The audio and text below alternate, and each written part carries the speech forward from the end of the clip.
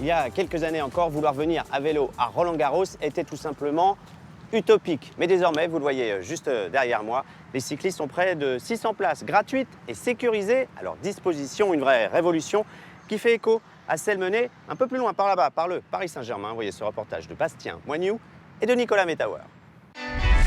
Aussitôt la fin du match, ces fans du PSG quittent le Parc des Princes à vélo.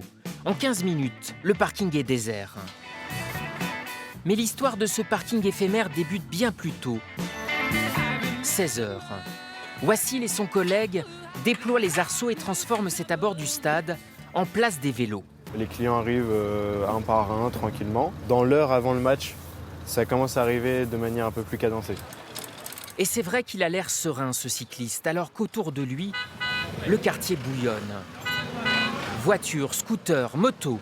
Difficile de circuler et de se garer près du Parc des Princes.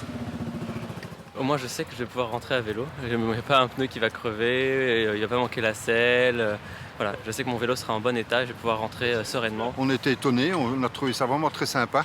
Directement, on se dit on va prendre les vélos, c'est grâce à ça qu'on a pris les vélos. À chaque match à domicile, ce parking gratuit, sans réservation, surveillé, avec même la possibilité de faire réparer son vélo, fait le plein. Ce service existe depuis 2 ans. Son coût est pris en charge par le PSG. On a voulu être presque dans les premiers à proposer ce service, en tout cas sur les clubs de foot de Ligue 1. On a envie que les gens puissent profiter finalement d'un moment de plaisir sans avoir ce stress d'avant-match et qui permet de vraiment profiter de l'expérience à fond.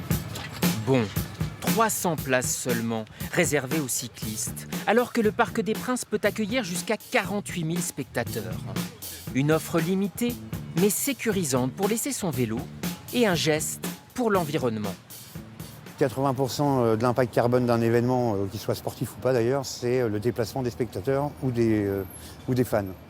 Donc c'est vrai que si on décarbone l'arrivée des fans au stade, on est sur quelque chose qui est très impactant en termes carbone. La pratique du vélo s'amplifie et pourtant, ces parkings éphémères sont encore rares dans nos villes. Ce serait bien que ce soit effectivement un peu plus répandu, que ce soit pour les salles de concert ou les spectacles, même les restaurants ou autres. Au Parc des Princes, en tout cas, les guidons ont trouvé une petite place auprès du ballon rond.